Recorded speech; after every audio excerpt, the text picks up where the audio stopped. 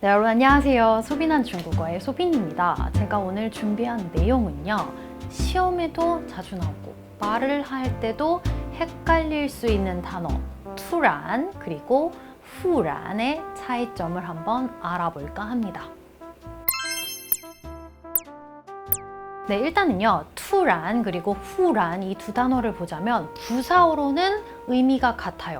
별안간, 갑자기, 뭔가 갑자기 발생한 일에 대해서 쓰일 때 이 두 단어가 사용이 되는데 이 두 단어를 봤을 때는 의미가 같기 때문에 바꿔 쓸 수 있는 상황이 있어요. 하지만 조금씩 용법이 다르기 때문에 절대 바꿔 쓰면 안 되는 상황들이 있기 때문에 오늘은 두 단어들의 차이점에 대해서 한번 알아볼까 합니다.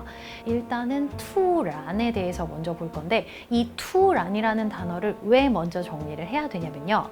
부사어 이외에도 다양한 역할과 의미를 가지고 있기 때문에 투란을 정리를 해두시면 후란은 헷갈리지 않으실 것 같습니다. 그래서 투란이란 단어를 먼저 좀 정리를 해볼게요. 일단 첫 번째 뜻, 부사어로 쓰이겠죠. 별안간, 갑자기라는 의미가 있고요. 형용사로는 갑작스럽다라는 의미가 있는데 이 부분을 잘 생각을 해보셔야 되는 게 형용사의 역할을 할 수 있다는 건요. 문장 내에서 다양한 부분으로 사용이 될 수 있다는 얘기가 되거든요.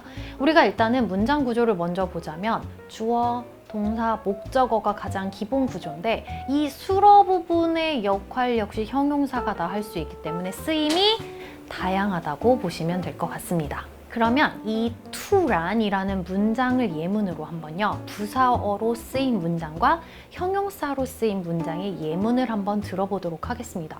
일단은 첫 번째, 갑자기, 별안간이라는 부사어로 쓰인 문장의 예문을 보자면요.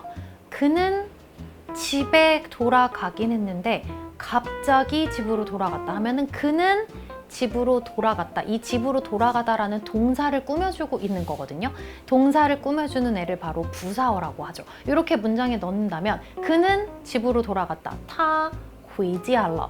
이 문장을 조금 더 업그레이드를 하기 위해서 집에 돌아가긴 했지만 갑자기 돌아간 거예요. 이렇게 동사를 꾸며주는 부사의 역할을 쓴다면 동사 앞에 넣어주시면 됩니다. 그래서 그는 갑자기 집에 돌아갔어 라는 문장을 쓰려고 한다면 他突然回家了 라는 문장을 썼을 때 여기서 to라는 부사어로 사용이 된 거겠죠. 그 다음에 형용사로 쓰인 문장을 한번 볼게요. 예문을 보자면 이 일은 너무 갑작스러워 라는 문장을 쓸 수가 있겠죠. 그럼 이 일은 갑작스럽다. 여기서 갑작스럽다라는 수러가 쓰였고 이 수러의 지금 성분은 형용사가 되겠죠. 그래서 예문을 만들자면 这件事情太突然了 라고 표현을 한다면 这件事情, 이 일은 太突然了, 매우 갑작스러워 라는 이렇게 형용사로 쓰인 문장까지 예문을 잘 기억을 해두시면 좋을 것 같습니다. 네, 그 다음에 이제 헷갈리기 쉬운 단어 후란이 있죠. 후란은요, 다른 역할은 절대 할 수가 없습니다. 오로지 문장 내에서 부사어의 역할만 할 수가 있거든요. 그래서 동사 앞에 쓰여서 꾸며준다거나 이런 꾸며주는 역할만 할 수 있는 애가 후란이라는 거 기억을 꼭 해두시면 좋을 것 같습니다. 그래서 헷갈리기 쉬운 단어 투란 그리고 후란의 비교를 정리를 좀 하자면요. 투란은요. 부사어의 역할도 할 수 있고 문장 내에서 형용사의 역할도 할 수 있다는 거. 그래서 서술어에 해당되는 동사로 쓰일 수도 있고 목적어로도 쓰일 수 있다는 거 기억을 해두시면 되고요. 후란이라는 단어는 오로지 부사의 역할만 할 수 있다는 거 기억을 해두시면 좋을 것 같습니다. 그리고 한 가지 더 좀 팁을 드리자면요. 후란이라는 단어와 투란 이 두 단어가 갑자기라는 의미를 가지고 있지만 굳이 강도를 따지자면요. 이 투란이라는 단어가 정말 생각지도 못하게 갑자기 너무 급박하게 일어난 이런 상황들에 대해서 쓸 때는 훨씬 더 맞는, 알맞는 표현이라고 생각을 하시면 좋을 것 같아요. 하지만 또 중요한 점이 있어요. 제가 지금 이게 부사라고 해서 이 문장은 부사로 쓰였는데 그러면 언제건 다 호환이 가능하겠네? 모든 중국어 문법에서는요. 100%라는 게 없거든요. 모든 부사어에서 바꿔 쓸 수 있는 건 아닙니다. 그래서 이 단어가 아마 시험에 나왔을 때 조금 더 헷갈리는 부분이 아닐까 싶어요. to랑 같은 경우는요. 어떠한 일이 발생을 했을 때 대처할 틈도 없이 갑작스럽게 닥쳐오는 일에 많이 쓰이고요. 또 한 가지는 사람들이 주로 발생하기를 원치 않는 상황이 펼쳐졌을 때 투란이라는 단어를 많이 사용을 합니다.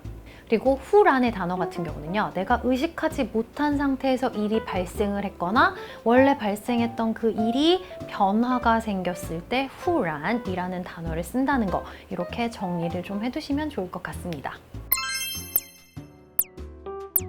그는 갑자기 일어나서 노래를 했다.